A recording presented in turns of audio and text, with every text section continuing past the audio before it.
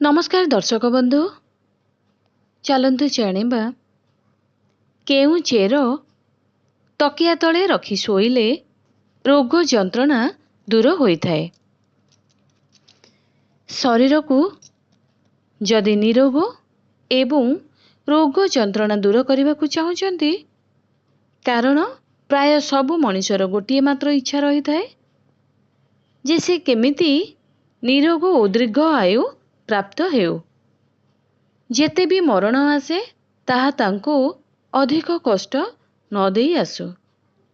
जदि आपणको घरर सभ्य बहु दिनरु रोगरे रही थाए, तेबे ताहार तकिया तले अस्वस्थ चेर रखिबा द्वारा शरीरर शीघ्र रोग जंत्रणारु मुक्ति पाई थाए।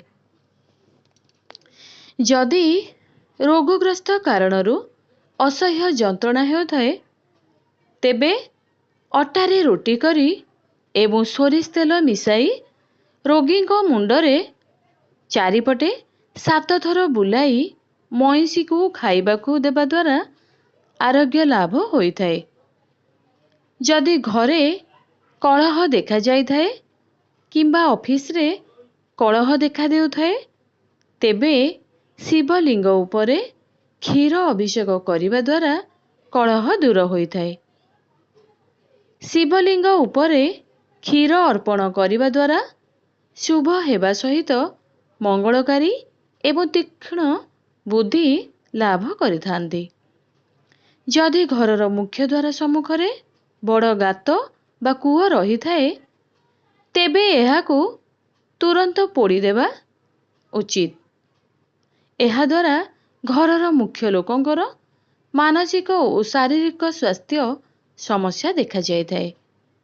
घरे असुस्थ थिबा लोकंकर कोठरीर झरका सबुबेले बंद रखिबा उचित नुहे, नचेत एहा द्वारा वास्तु दोष देखा जाय थाए। तेणु सबुबेले ताहार बाहर वायु एवं आलोक भितरको प्रवेश करिबा उचित। सोइबा घरे केबे की ठाकुरंकर फोटो किंबा मूर्ति रखिबा अनुचित अटे। एहा द्वारा स्वास्थ्य समस्यार संभावना रही थाए।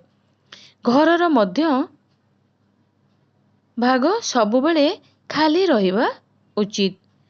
कोनोसी ओजनदार जिनिस रखिबा उचित नुहे। एहा द्वारा सकारात्मक शक्तिर संचार होई पार न थाए।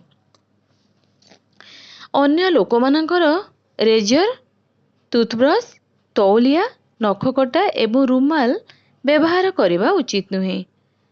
एहा द्वारा सेही व्यक्तिंकर रोग आपणको होई थाए। कासिबा एवं छिंकिबा समय रे मुहरे कपड़ा देई छिंकिबा उचित। एहा द्वारा रोग व्यापीबार संभावना कम रही थाए और एहा एक सामाजिक शिष्टाचार अटे। आयुर्वेद अनुसारे देवता मानक स्मरण करी औषध खाइबा द्वारा मंगलकारी होई थाए।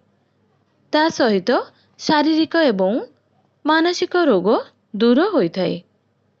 जदि कौनसी जटिल रोगर शिकार होई थांती, तेबे हनुमानकर आराधना करिबा उचित एवं हनुमान चालीसा पाठ करिबा द्वारा ताहा दूर होई थाए।